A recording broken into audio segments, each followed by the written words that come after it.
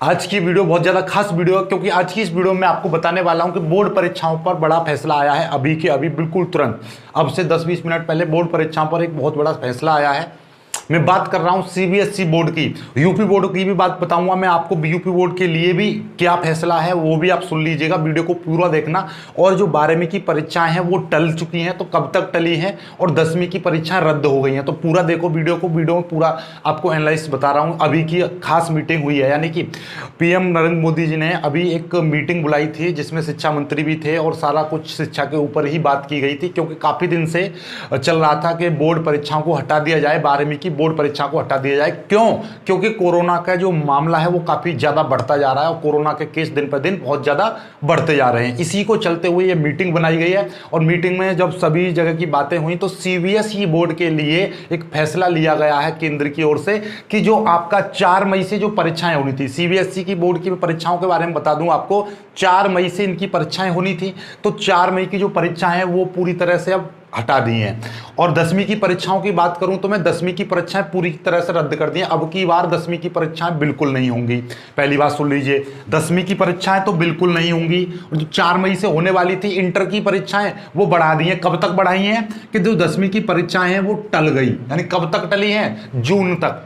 जून तक कब टली है? जून तक। ऐसा नहीं है कि 1 जून को टलने का क्या कारण है कि 1 जून को होगी बैठक, यानी कि जैसे अब की बार बैठक हुई है उसी तरीके से 1 जून को भी बैठक होगी। ध्यान से समझ लो कि भैया 4 मई से जो परीक्षाएं होनी थी पूरी तरह से खत्म, 10वीं की तो बिल्कुल ही खत्म। 10वीं की तो अब होंगी ही नहीं, टले ही नहीं है। 10वीं की जो परीक्षाएं वो हो गई हैं रद्द।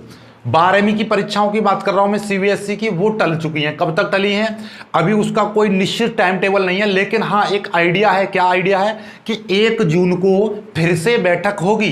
1 जून को एक फिर से बैठक होगी जिसमें हालातों की समीक्षा होगी। हालातों की समीक्षा का मतलब क्या है कि हालातों के बारे में जानकारी ली जाएगी कि अब हालात कैसे हैं, क्योंकि सीबीएसई की परीक्षाएं केवल दिल्ली में ही नहीं पूरे इंडिया लेवल पर होती हैं, क्योंकि केंद्र लेवल का बोर्ड है, तो हर जगह की समीक्षा की जाएगी कि वहां पर हालात कैसे हैं। यदि हालात सही हुए तो फिर बताया जाएगा कि हाँ परीक्षाएं कर ली जाए। यदि हालात ऐसे ही रहे तो फिर और आगे की ओर बढ़ जाएगी। तो अब देखो, और दूसरी उन्होंने खास बात कही है कि बच्चे टेंशन ना लें, बच्चों को मतलब 15 दिन पहले आपको बता दिया जाएगा कि आपकी परीक्षाएं कब से हैं। 15 दिन पहले डेट शीट जारी कर दी जाएगी। यदि मैं मान के चल रहा हूं, यदि 1 जून को भी ये बोलते हैं कि परीक्षाएं होंगी, तो 1 जून का मतलब क्या है? 1 जून से 15 दिन पहले ये डेट शीट देंगे। तो 1 जून के बाद में आप ऐसा है कि हालातों की समीक्षा हो गई, तो भैया उसके बाद में डेट शीट ये पहले तो बना लेंगे, क्योंकि भाई अभी हालातों की समीक्षा होगी 1 जून को, तो उसके बाद में डेट शीट बनाएगी। मान लीजिए मैं 1 दिन में ये डेट शीट बना देते हैं, 2 जून को ये आपको बताएंगे डेट शीट कब की है, तो इन्होंने कहा 15 दिन पहले डेट शीट देंगे। तो मतलब क्या है कि ये कल से तो एग्जाम नहीं कराएंगे, इससे 15 दिन बाद ही एग्जाम कराने वाले हैं। तो ओवरऑल यदि 1 जून को बैठक में ये बोला जाता है कि परीक्षाएं होंगी, तो भी ये 15 जून से पहले कोई भी परीक्षाएं नहीं हो सकती है। समझ गए बातों को? क्योंकि इन्होंने साफ साफ बोला है कि 15 दिन से पहले, 15 दिन पहले परीक्षाओं के 15 दिन पहले हम बता देंगे कि परीक्षाएं कब से होंगी। तो भैया 1 जून को तो बैठक होगी, 1 जून में निर्णय लिया जाएगा कि परीक्षाएं होंगी या नहीं होंगी। जब होंगी तो उसके बाद में डेट शीट बनेगी, उसके बाद डेट शीट बनेगी, फिर आपको मतलब 15 दिन मिलेंगे। तो ओवरऑल बात यह है कि भैया जून में आपका 15-20 जून से पहले कोई भी परीक्षाएं नहीं होने वाली है सीबीएसई की।